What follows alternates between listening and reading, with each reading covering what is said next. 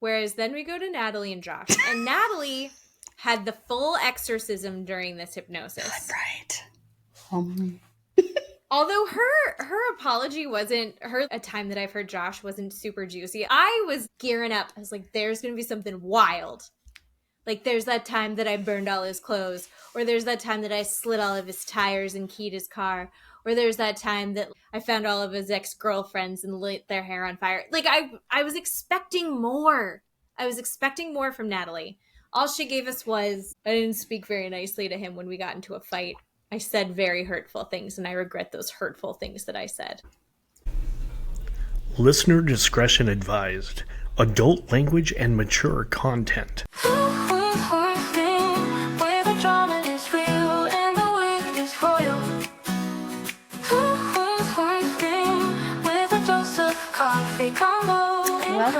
Welcome everybody to Two Queens, One Screen. I am Keeley.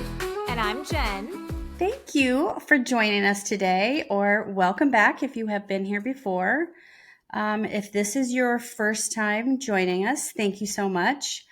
We are, well, let's see, how would we describe ourselves? We are the girl at the bar that you would take home, maybe sleep with, wake up next to, and then go, oh, I don't know what I've done there in the daylight, right? Maybe? I mean, I don't care as long as I get Eggs Benedict right after. I don't know. We look good in the dark, drunk. How's that? Yeah. No, Matt, thank God, my husband, he has gotten to the age that his LASIK is now failing him again. And I swear to God, he's never been more attracted to me. 100%. Now that his eyes don't work again. So speaking of eyes, I recently had an eye doctor appointment. You're going to love this. So I wear contacts. I have terrible vision. I didn't know that. Yes. And my eye doctor retired and sold his business to a younger eye doctor, which is fine, same building and everything. And he changed up my contacts. So one eye sees near and the other eye sees far. And it's really weird. So they're not the same. It's really weird. I've never heard of that before. It's very strange. So my eyes are constantly adjusting. Do you get headaches from that? No, I haven't yet. I've only had them for a week. Yeah, so if I close one eye. Do you notice a big difference now that you have new contacts? Yeah, so I used to have to wear glasses to drive so I could see far away when I was driving and see at nighttime. Mm-hmm. Now I don't have to do that. Nice. Because my contacts are two different, like bifocals almost. It's so weird. But anyway, it works so far. I don't have that problem. I have fighter pilot vision. Whoa. I do. That's literally awesome. Was told I should be a fighter pilot. The problem is I'm motion sick, so it would never work out for me. Okay. But I've got really great eyesight. It hasn't left me yet. Also, Matt has bad eyes, and we found out that he's actually slightly colorblind. He didn't even realize. And he was like, how is this possible? I aced color theory in college. And I was like, well, it's color theory, not what you can actually see. So you don't know what you're talking about. And it's true. Like he's like, oh, yeah, it's purple. I'm like, no, it's not. It's not even close. It happens pretty often. I love that. That's fun. That's fun. So, speaking of true colors of things, we are currently obsessed with Traitors. We are. And season 3 right now is the only season I've watched. Keely's gone back and watched the previous season. But my favorite thing about this show is my least favorite thing in my favorite show, and that is Tom Sandoval. Yes. Everybody's favorite dum-dum. He's such an idiot. And he's not even, my favorite term is calling someone a dum-dum lollipop. But that's when they're dumb, but they're sweet on the inside. He's not. He's not. Absolutely He's a dumb piece of shit. He's a bad person. And what I've really loved about watching him this season is actually everything that I'm seeing on social media, where they just keep pointing out what an idiot and how awful he is. So if you've seen the memes of the sweaty armpits, or you've seen the breakfast when he's just so stressed and they're like, it's not hot in there. Why is he sweating? He's not a traitor. He's just sweaty. There's a viral clip of him hunched over a table eating. There's chairs everywhere. He could have sat down, and instead he's standing hunched over a table eating like an animal. And Gabby, the former bachelorette, walks into the room and just, the second she catches a glimpse of him, she goes, ugh. She has such a physical, visceral reaction to him that we all just can identify with on such a deep level. So I'm enjoying that they all have agreed that he's an idiot, but he's not a traitor, but no one wants to talk to him about any of their theories because he's so exhausting. Yeah, not one single person wants to be in an alliance with him. No. Not one single person believes anything he says, but they still choose to keep him around. I don't know why. Well, they can't. If they kick him off, they're like lowering their... I don't know. I'm wondering, all right, let's talk about the strategy in that game. Mm-hmm. Would you get rid of him just to get rid of him? Yes. Because then you get a bigger share of the money, right? Yes. Just get rid of Tom Sandoval. Right. Then you don't have to look at pit stains and watching a troll stand over a big mound of food eating. Oh. Yes. Get rid of him. He's gross. So gross. But anyone who knows their Vanderpump history knows... Part of me kind of wants him to get a share of the money so he can start paying back his mom. No. Because Schwartz and Sandy's has closed down, and you know they're not recouping any of her retirement that she liquidated for him. I know. Oh. I don't want him to get popular from this show. I want him to stay below, underneath my shoe like dirt. Just please don't make him popular because of this show. Because he's just gross and dirty and dumb and I hate him. I hate him so much. But I love to watch and hate him. I hate watch him. And I didn't think that I did that, but I totally do. I hate watch Tom Sandoval. So God. Keep him on TV. No one watches that and has endearing feelings for him. No, I don't know that one person on that show puts up with him. Maybe Dolores, or maybe not. No, even because he started saying that he thought she was a traitor. Yeah. And someone was like, hey, Dolores, Tom Sandoval's been talking about you. And she's like, oh my God. And they're like, don't worry, we don't believe him. She's like, I know. Yeah. No. No. Oh. He's such an idiot. And I love that everyone around him is like, fucking Tom Sandoval. Yeah. Just get him out of here. Ugh. Yeah.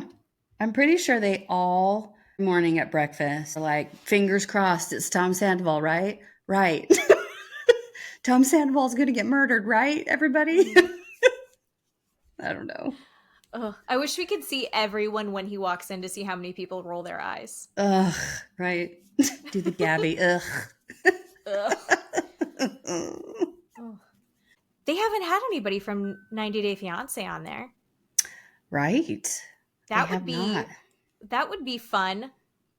Who from 90 Day Fiancé would you want to see on Traitors? Oh my gosh, that could lie and cheat. Oh my Lord. Kalani would be pretty good. Ooh, Kalani would be good. She's so earnest though. So then if she was a traitor, she'd be Kalani. Yeah, she could murder. She could do pretty good murders. I would love to watch Big Ed get murdered. Yeah. Right. That's hard. That's a lot of people. Maybe Jovi. I'd love to watch him get murdered. Shekinah. Oh, God, and yeah. what's his face? They would be fun on that show. They would be fun. Mm-hmm. I like them. If anyone else, I think that we should start a campaign to get them on the next batch. So let's get into last week's episode. Or this week's episode? It's this week. I know what day. Yes, it was just a couple days ago. So we are talking Last Resort Season 2, Episode 10. They named it The Lasting Effects, which is pretty good. That's okay.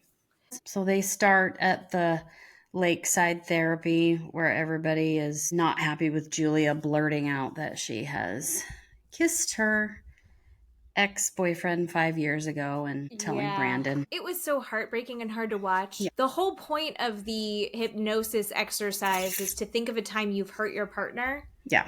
And how you would deal with that differently. Yes. Julia did this, but she never told Brandon, so he didn't get hurt until right then. Yeah. I thought it was interesting how everyone seemed to feel like she shouldn't have said it. She never should have said it. And that was my feeling beforehand. She was hurting him in this moment. And did he need to know? And what did it actually solve? But the therapist gave an interesting insight, which was she's not going to be able to move forward in an honest way. And her telling Brandon this, knowing that it's going to hurt him, she's telling him so she can get everything clean. She wants to move forward clean with him. She wants to move forward clean. Is it selfish that she told him, or was it not?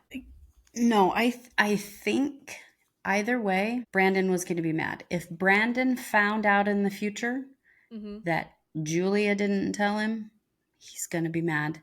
He finds out today in therapy, whether it's one-on-one therapy or whether it's group therapy, he's going to be mad. Julia, she can't win either way. No. So why don't you just tell him? That's what I think. Yeah. I think it's probably in the long run, if they can work through this, I think that that's good. We also have to bring into perspective, this happened 5 years ago. They were engaged and they had applied for the K-1 visa, but Rob, I hate to give credit to Rob, but Rob gave the perspective of, we applied, there's really no promise that it's going to go through. So part of you still feels like a free agent in that moment. Maybe that's where her head was. That's how she explained it. Yeah. I mean, Julia even kept saying, look, it was hurting me, and that's okay. And people did use that against her, and that's okay too. But the therapist was trying to correct her and say, this isn't about you. This is about how Brandon feels. And to Brandon's credit, this is the first time he's heard it, right? She has known it for 5 years. She has time to sit with it. She has had time to think about it, reflect it. He has not. That's not fair for her to think, I'm going to tell you, and you're supposed to feel and think the same thing I do because I've had it for 5 years and you've had it for 5 minutes. So if that's what she was thinking, that's not fair, but you got to give him a minute to be with it. Which she does. The rest of the night, he pitches his own tent and he takes space the rest of the night, and she gives him that space. She's trying to be respectful of it. But the other things that came out during the hypnosis that I thought were pretty interesting. Ari and Binny's started out with Ari saying, I speak poorly to him. I purposely hurt him with my words. And I purposely speak to others about him, putting him in a bad light. And Ari, to her credit, gets the point of the exercise. Yeah. And she goes, I don't have to do that again. I wish that I hadn't done that. I wish I hadn't said it. I wish I hadn't thrown that in his face. I don't have to do it again. And the therapist is like, okay, good. You get it. You're great. Awesome. Binny says that he regrets hurting her by continuing to talk to another woman at the beginning of their relationship when Ari was pregnant, and that he should have stopped talking to the other girl, but he felt like he was trying to help her because she was also hurt. But in talking to her, trying to help that woman's hurt, he hurt Ari more. Yeah. And that's a fairly consistent version of what he's been telling. Ari called him on it immediately. That's not quite how that happened, was it? Yeah. And he's like, well, I'm just saying I'm sorry because I know that hurt you, so I'm sorry that and she's like, but let's talk about what you're saying sorry for. And I thought that was so valid. There is nothing more infuriating to me than when someone is apologizing, but they're apologizing just to get it over with. Yeah. I was so fully on Ari's side in that moment in a way that I have not been on her side in this show before. When she's like, just tell me what you're saying sorry for. And he's like, oh, because you're being a detective and you need the timeline. And she goes, no, I just want to know, let's be honest, tell the truth about what you're apologizing for so I can feel like it's real. And he goes, just accept I'm sorry. She said in the interview that he's apologizing, but it's such a way that he's really just protecting himself, so it doesn't mean anything. Yeah. And I think that's super fair. What did you feel like when you were watching him go through that? I completely agree with everything you just said, and I'm super shocked that you just said that, because you don't typically care for what Ari says or how she acts, and I am usually trying to be on her side and I know you're rubbing off on me. What she says. What I was taking from what Ari was saying is she was trying to get some sort of timeline. She was like, who are you talking about? And where was it? And from what you were saying, that's not how it went. That's not the right person. And also, I feel like Ari was just trying to be heard. Anytime Ari is talking either with Benny alone or with Benny in therapy in front of the group, Ari wants to be heard and feels like people don't hear her and or don't believe what she says. That's why she's constantly almost coming across aggressive, because he constantly shuts her down and says those things to her, like, oh, look at her, she's just being a detective, and completely gaslights her or dismisses her or calls her a name or flips her off and says fuck off and leaves. It treats her terribly. And so then this is what she does. She wants to be heard. And what upsets me is this therapist. I don't like her. Earlier, I texted you today about something. Mm-hmm. And I think you know where I'm going with this. I do. This therapist, in my opinion, went with all the men, with all the husbands. The therapist shut down every single one of these women. She shut down Ari. She did not stick up for Natalie. She did not stick up for Jasmine. It was disgusting and it made me sick. And even in between the sheets, when she's watching the clip, I'll just skip to the end when she's watching the clip at the end with Sophie and Rob. She attacked Sophie. She didn't attack Rob. She didn't stand up for Sophie. She was completely on all the husband's side, and I don't like her. Except for Gino. She did... At the moment, when it actually counts, she let Gino get away, and we'll get into that in a minute. Yeah. But she does go after Gino in a very real way in between the sheets. Yeah. Which is fucking useless. Yeah. In the moment, these therapists are not calling out these behaviors. It's so frustrating. Yeah. But then they'll talk about it after, and you're like, why didn't you say that in the moment? Maybe because they're all technically their patients, and so they can sense when they're going to be receptive to a message or not. Maybe that's what I keep trying to, like, I'm a therapist apologist. Yeah. Katie Maloney, I think, came up with that phrase. Yeah. And how Lisa Vanderpump lets Tom Sandoval and Tom Schwartz get away with everything. Yes. And in this episode, I was shocked by how much she let these men get away with. So men that got away with some crazy shit at Hypnosis. Do you want to do Gino and Jasmine? Yeah, sure. Okay. We have to preface this with, there are so many layers to what happened between Gino and Jasmine for Jasmine's apology. Jasmine apologizes for their first Christmas, the first Christmas married that she is in the United States. She said, I was very stressed out. I wasn't in my country. I wasn't with my family. I felt very alone. Gino and I had gotten into a fight that she insinuates that she started that may have been petty, and they spent the Christmas separate. Mm-hmm. She explains that she went to a cheap hotel and stayed by herself. Mm-hmm. And she knows that hurt Gino. She wishes that if she could do it again, she would have spent the Christmas with Gino. And she's crying, and she's like, even if we don't end up together, I want you to know I'm sorry that I've hurt you. I love you. I don't want to hurt you anymore. That hypnosis it really affected her. It seemed like it was so genuine. Even the therapist is like, Jasmine is so pure in this. All of that is so raw. Yeah. And I thought that it was really beautiful to see her kind of watch herself and break herself down and say, I did this. This is my part. The whole point of the exercise. What is my part in this? How am I contributing to the dysfunction? And Gina goes, oh, it's okay. I accept your apology. They have a little bit of a hug over their campout chairs. The therapist says, okay, Gino, how about you?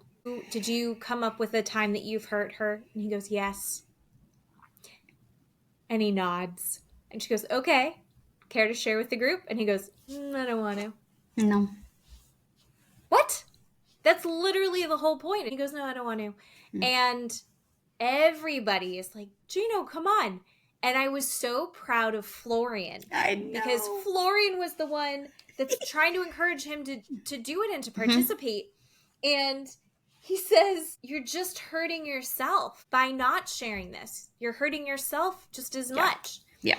And everyone kind of pushes him. And eventually Gina goes, okay, well, sometimes when she and I fight, I'll tell her just to go back to Panama.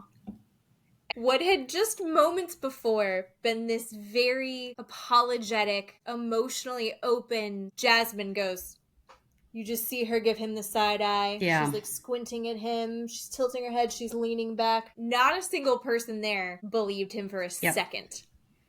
They were like, okay, but really? What do you... And he's like, no, I'm sorry that I said that. I would also like him to apologize for his lack of eyebrows. It was just such a shitty thing. So you sent me, we've been chatting on our phones all day. You sent me a really interesting article. Do you want to sum it up? Well, it was a video that I came across because in between the sheets, Jasmine watched the clip sitting on the couch with Brandon, and that never happened.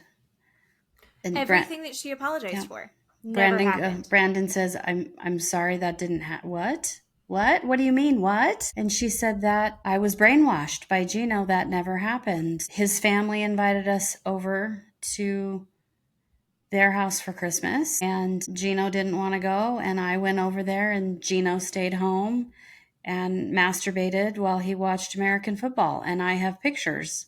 And she showed pictures on her iPhone to Brandon that had date stamped. Just to clarify, not of what Gino was doing, of her with his correct. family. Yes. Fun holiday pictures, not gross football porn. Right. And Brandon said that is horrifying. And I was completely confused. I had no idea what was going on. And she just said, Gino brainwashed me. Gino told me that I had started a fight with him. And that I had left him, I had gone to a hotel, and that we didn't spend Christmas together.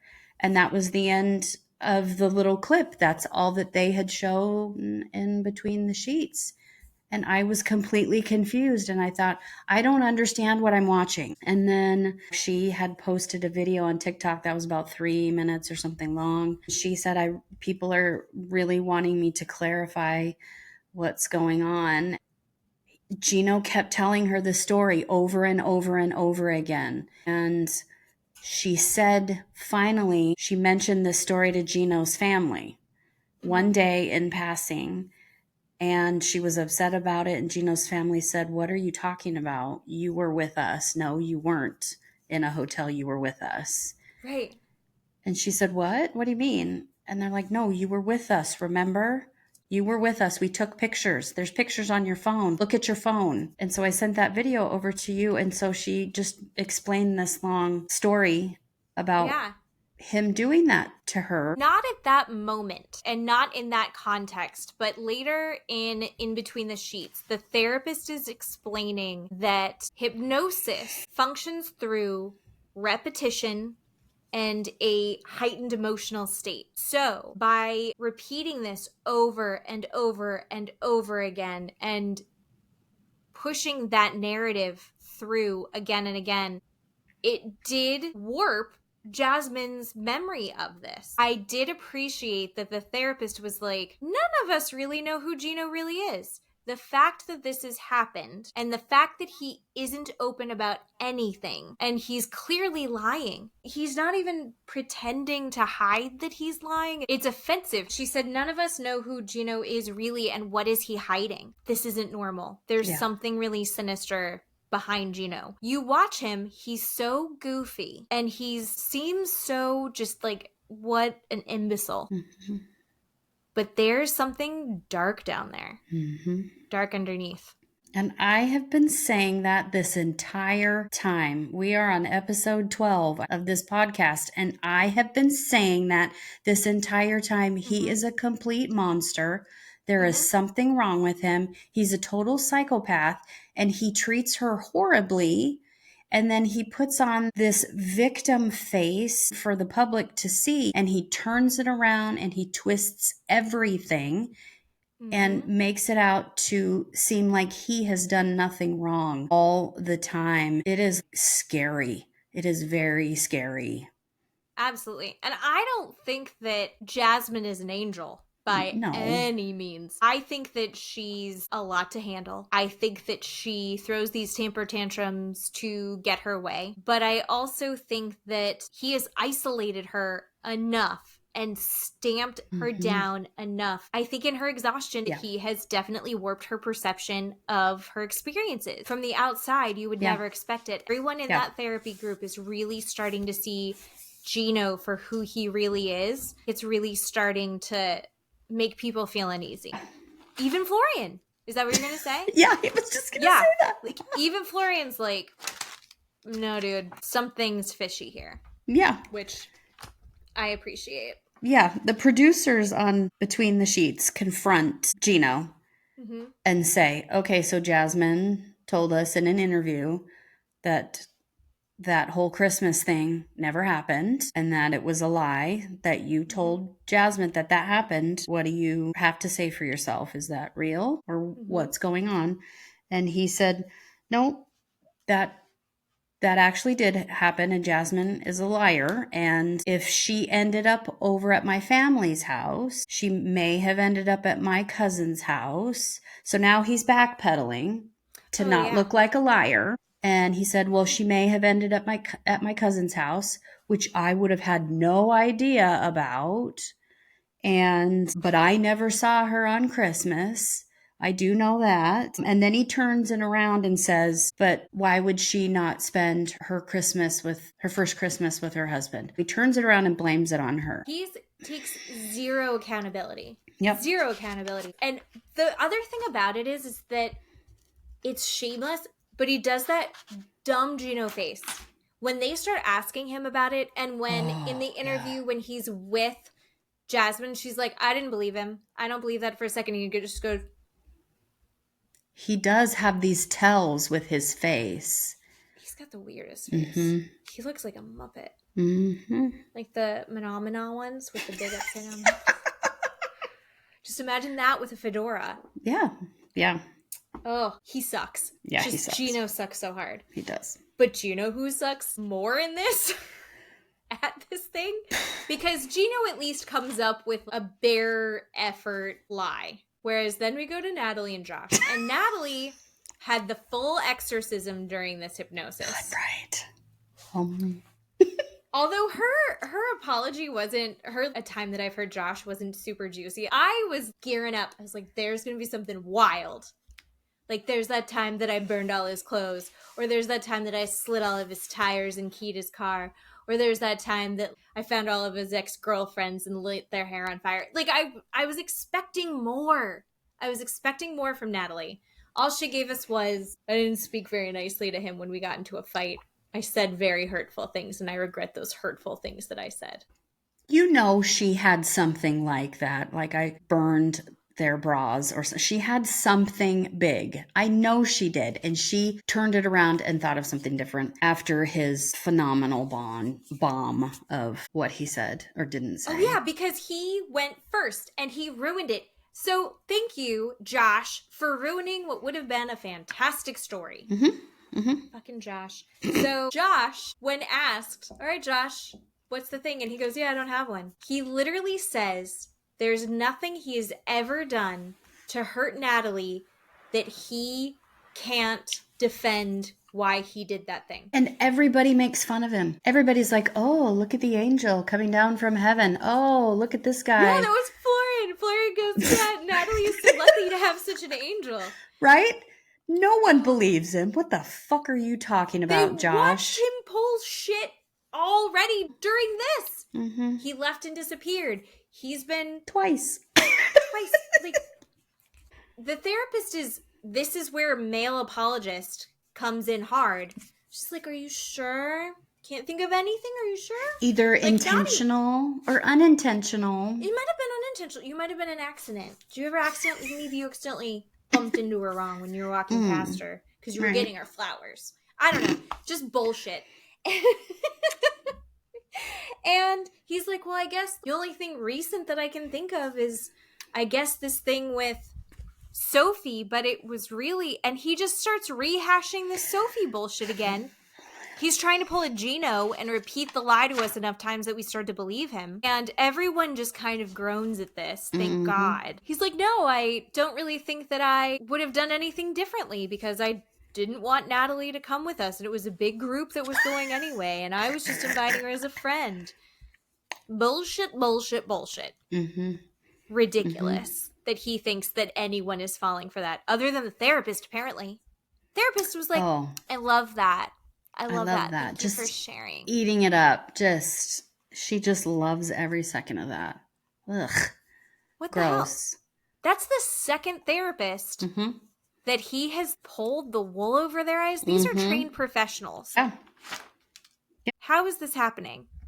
And the other part that makes me crazy is that in between the sheets, so this is how long after, Natalie has warped this situation and still fully blames Sophie. Oh, yeah. She saw the light and the truth and accepted it for 2 days and now has gone all the way to say that Sophie had a full-blown affair with Josh. Oh, yeah. That's not what happened. And she has convinced herself that that's what it was and it's totally Sophie's fault.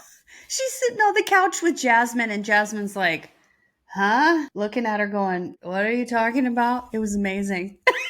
Jasmine didn't believe her at all. She's like, no, I don't think so. When Jasmine's looking at you like you're nuts. Right. That's when you should go, oh, I think I'm having a problem. You've done something wrong. Yes. Yeah, so speaking of Sophie and Rob. Oy. That's another one that I got sucked into. Rob apologizes for how he started looking at and responding to messages when they were long distance. And he's like, that changed everything for us. I wish I had never done that. I should not have responded to those messages. And he seemed so genuine. Here's what I don't love. In the show, in the last resort, Sophie goes, it was really nice to hear him say that. And it seems like he was very genuine. Yeah. In between the sheets, she goes, no. What fucking bullshit. That's not even what hurt me. Okay.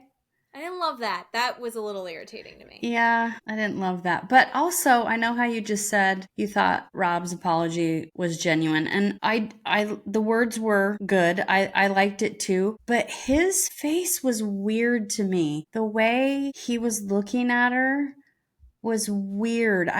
Maybe I'm just a bitch, but the way he was looking at her was kind of over the top and weird. I wrote soap opera. Kinda, yeah. So you said that you watched the show twice. I did. So I watched the show twice. I watched it once through with Matt, just as like fun. Yeah.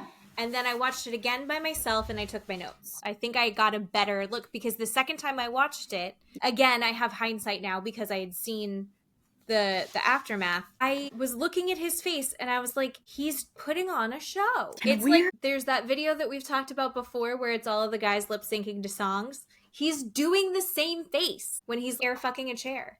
Yes. He's like, I feel really bad. I feel so bad. Yeah. I really hurt you. It changed everything for us, babe. Yeah. Fucking Rob. Sophie apologizes for a fight that they had in the past where she had this fight in front of a friend of hers and said some personal things about Rob that she should not have shared. Mm-hmm. That were not hers to share, and she threw them in her face, and they were personal things to someone that should not have ever heard those things. Mm-hmm. And she said, I saw that hurt you, and I'm really sorry that hurt you. I thought that was a good one. That was good. That was a pretty okay one.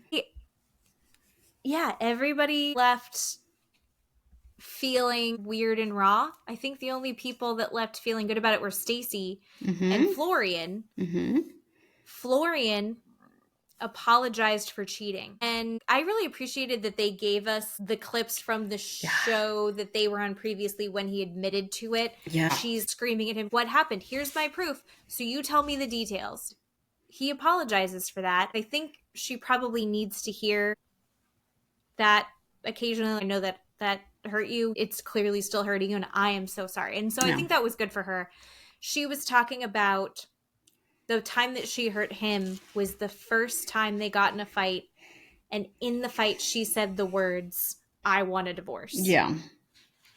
And she said when she replayed it in a way that she didn't hurt him, how she could do that different. She was like, well, we were smiling and happy and in love, and it was a happy marriage. I was like, overcorrect, but sure. I'm glad that she acknowledged that.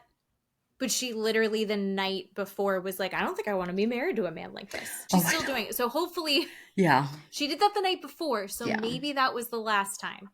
That would be so nice. It's like, oh, that was the last time that she said that she was leaving him.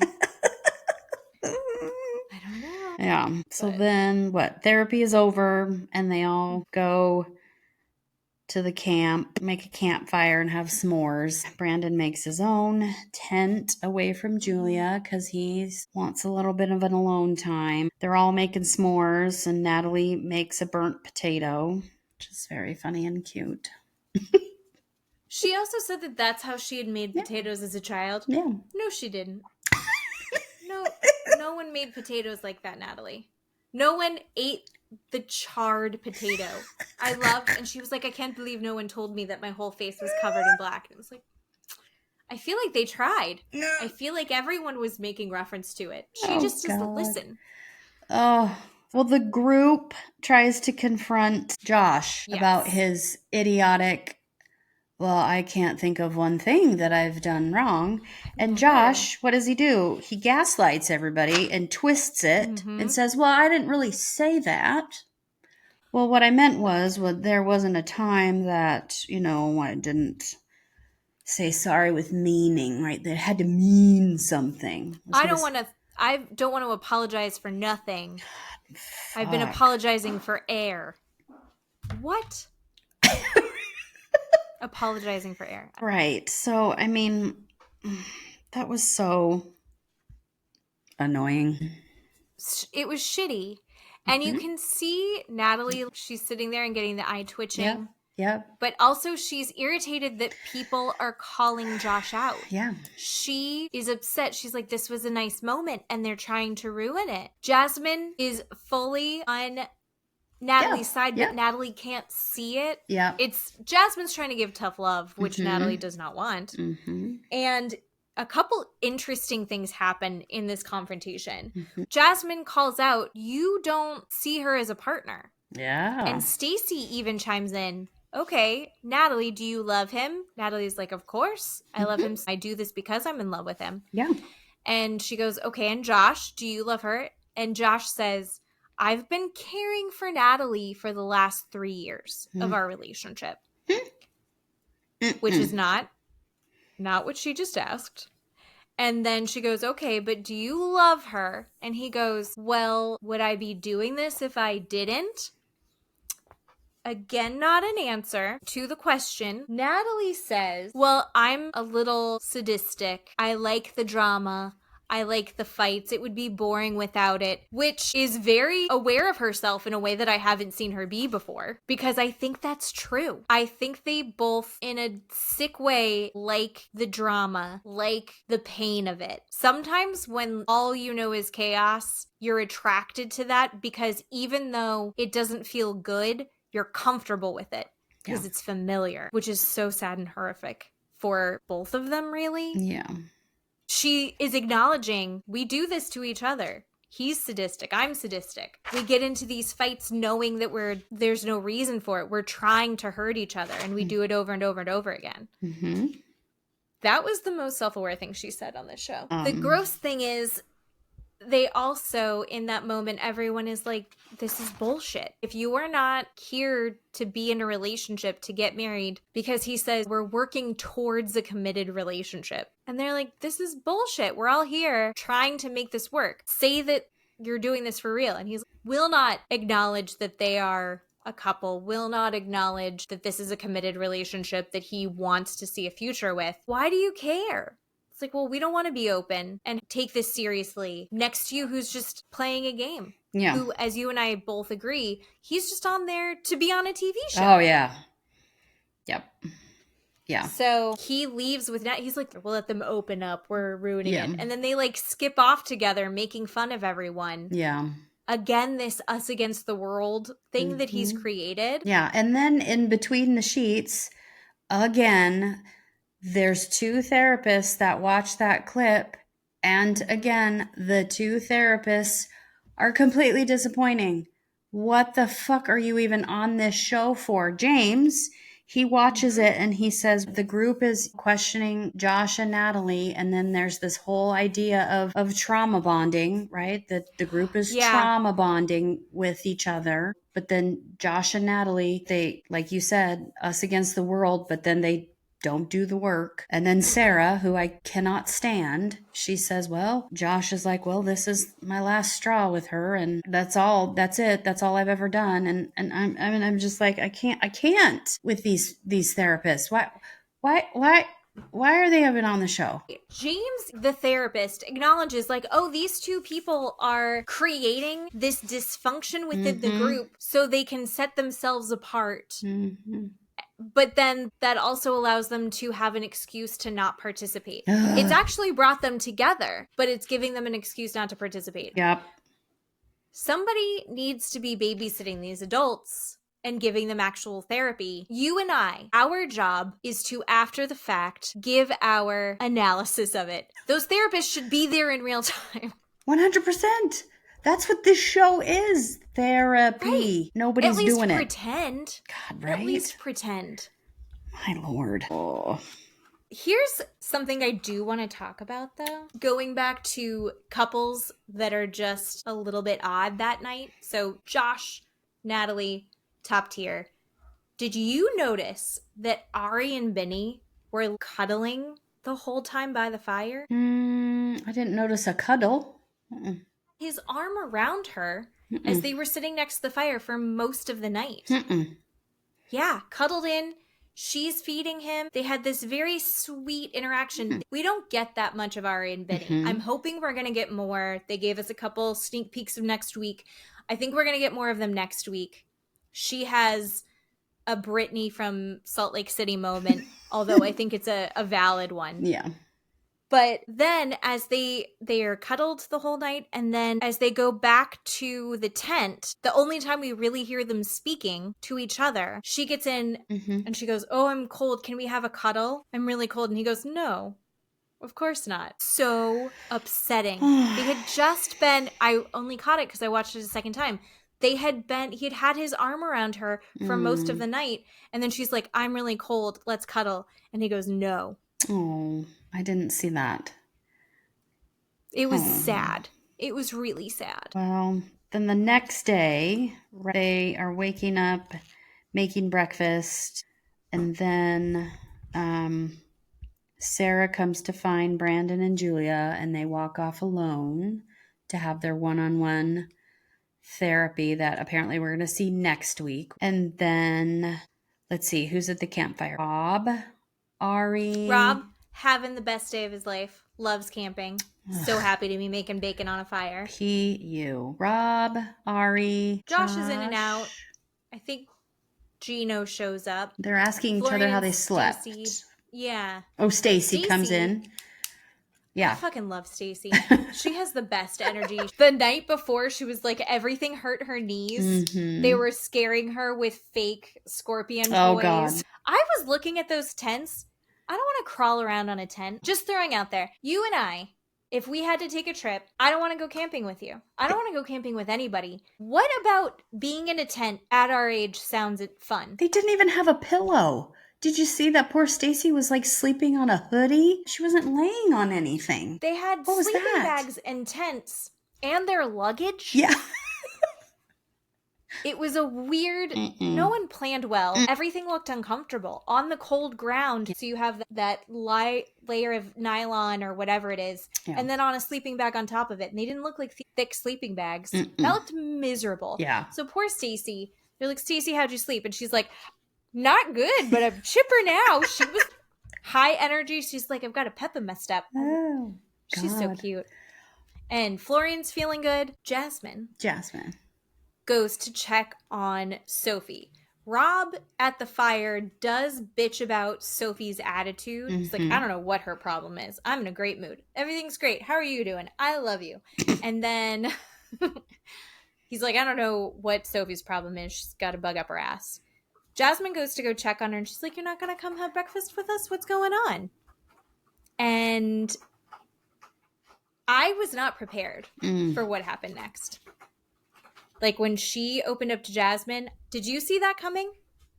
No, because Rob had been so happy and his apology was genuine. When they were doing the hypnotherapy apology, her apology was good, but I felt her energy was still kind of withdrawn like before. I felt like there was something weird with her, but she was really good at the campfire, right? She was having fun with the s'mores. She was talking to Julia. She was in on the group attack with Josh. She was still okay. Right.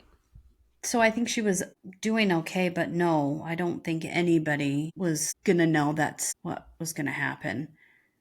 And how was she constantly, well, I don't know. So she looked at his phone? Is that what she said? She looked at his phone and I guess sent herself screenshots. Oh, right. Is the gist that I got? Yeah. So Rob has been messaging women while at the retreat. Plural. Sophie says she had seen over his shoulder a couple times that he had been on his phone messaging someone, and she didn't make a big deal out of it. Why not? Why would you not? But I know. And she But I guess they haven't been living together. That's true. In between the sheets, she says, why can't you just stop for a little bit while we're doing this? At least while we're there. Yeah. Why would she say that sentence? It was weird. But I guess there were multiple women. Yeah. Multiple messages. Jasmine reads one of them and says, looking for people down to be adventurous, let's explore, which is cheesy as fuck. Yeah. Gross. There's no way to spin that he's not being a creep. There's no way to spin that to say, like, I was just trying to find friends. It's like, you're not on Bumble BFF with that. No, sir. That's gross. No, we don't talk to the opposite sex or whatever like that when you're married. We don't do that. No, and his reaction is so big, right? And we don't see the full confrontation. We're going to see it next episode. Yeah. And male apologist therapist Sarah comes back in and goes, this is where the reference of hypnosis is done through repetition and heightened emotions. She said that in that moment that Sophie and Jasmine are reading these messages and getting worked up and reading the things to each other and repeating things back and forth to each other, that they are hypnotizing each other. What the fuck? Yeah. What the actual fuck? No, lady, this is called girl code. You're supposed to stand up for the same sex. Like, what are you doing? And apparently Rob talked to Sarah and he was like, yeah. I mean, I'm saying after the fact because he's talking about this in between the sheets. And he was like, this is where I decided that I'm not messing with Jasmine anymore. I could see her talking to Jasmine. I could see Sophie and Jasmine talking. I could see that she was getting her all riled up. How do you blame Jasmine for Sophie finding your text messages and showing Jasmine? No, for what you did. How do you blame a third party for what you did? That doesn't make any sense. And then he thinks he's all high and mighty when he's like, and that's when I decided I was done with Jasmine. It's like, yeah. Really? Are you sure? Why would you think that you were on the same team? Yeah, when you're doing that? No. I don't think so. Crazy. Yeah, it's his reaction next week screaming at Sophie is a huge red flag and is completely screaming, yep, that you did it. It looks like a whole temper tantrum. Mm-hmm. And my favorite thing, all we get is just a couple little clips of it. But Matt and I have been saying to each other, you lost a real one. So we've just been saying that to each other. Nice. Oh God, terrible. You're just projecting your fuck up, dude, and you're not gonna say that that's what you did, like what you've been doing. Holy crap, man. Like, how do you just keep doing this over and over again? It's impressive how he and Gino and Josh and Benny have warped these situations to make themselves the victim. Oh, yeah. And to take zero accountability. Yeah. Somehow it is Sophie's fault that he is messaging other women while they're on a marriage therapy retreat. And also somehow it's Jasmine's fault too. Yeah, and him apologizing for this exact thing, which is even more fucked up. What? That's even more psychopathic. I don't get that. And then blame Jasmine. No, sir, I don't think so. Now, I will say Jasmine is, I think you and I have assessed, an unreliable narrator to a lot of these things. Neither of us believe that she and Julia made out. I have to ask, because another phrase that I learned this week from this show is, do you think that Brandon really gave Julia the dark kiss? Well, I don't know, because we haven't heard the context, like the previous I want to hear the previous sentence, maybe. I don't know. That's me. I want to hear the previous sentence to that as to why Julie would have told her that.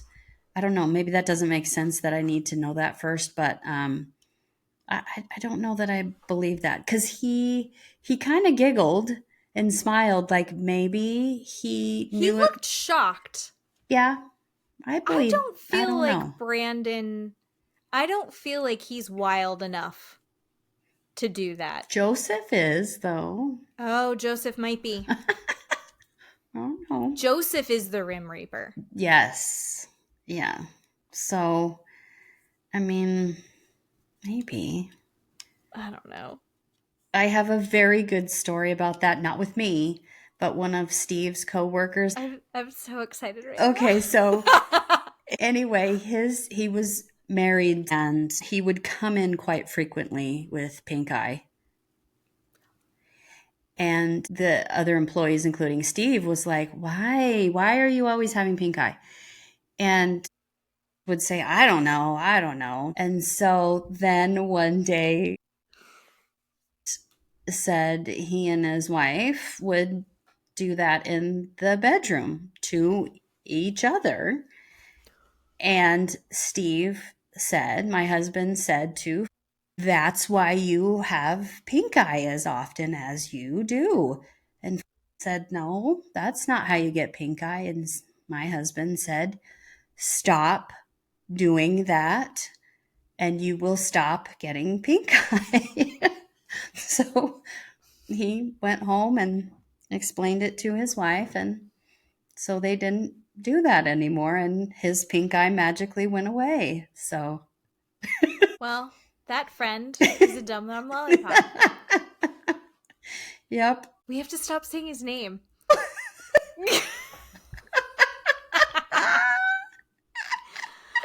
When I don't know if this is gonna make it on. You choose, and I am fine with that. But one of our listeners, Major Mike, will love hearing this story if he doesn't already know it. I mean, let's be honest. He probably already knows it. Speaking of my dad. Yes. Interesting point from last week's episode. You and I were talking about hypnosis. Mm-hmm. Did you know that Dad has been hypnotized? I don't believe Dad, so. who I thought would be a skeptic, Dad was hypnotized when he was younger. He went to a show where there was a hypnotist, who brought Dad on and a bunch of other people on stage and hypnotized everyone.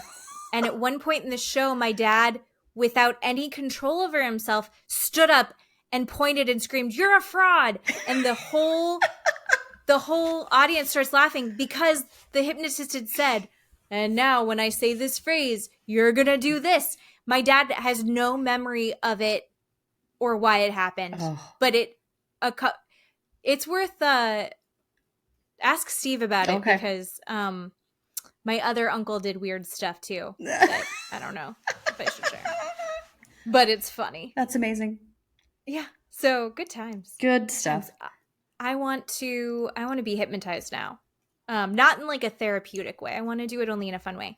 Which is why I'm going to have a magician at my birthday next month. Oh. Okay. I'm very excited. All right. Well, what else we got? I think that's pretty much the end. I think the other funny thing that happened in this episode that I don't know how to loop it in, segue it smoothly, is there are a couple expressions that get brought up that typically, might not have crossover. So at one point, Sophie said that Josh thinks his shit doesn't stink. Oh, yeah. And that delighted Julia. Julia's like, "I've never heard this before. That's such a good saying. Oh, I love it." And then later on, they're discussing why Jasmine hasn't just left Gino. And it's like, well, Gino has a lot of money in the bank. And he finances everything, and that's why she hasn't just left. Julia teaches us this fantastic phrase, which is she lives a life where you just eat fish and sit on a dick. Yes! Which I think is delightful. The producers didn't believe her that was a real saying. And she said, "No, but it I is." love that it is. Yeah. Oh, fantastic. So thank you for this week. We're going to have a hard time, I think, picking a title because we have too many options. God, yes. Oh, yeah. Right. Well, we have a lot to look forward to next week. Ari having a meltdown. Mm-hmm. Rob having a meltdown. Natalie has a meltdown. Natalie having a meltdown. Mm-hmm. Sophie and Rob, yep. It's going to be good. Okay. Until next time. Thanks, everybody. Bye. Bye-bye.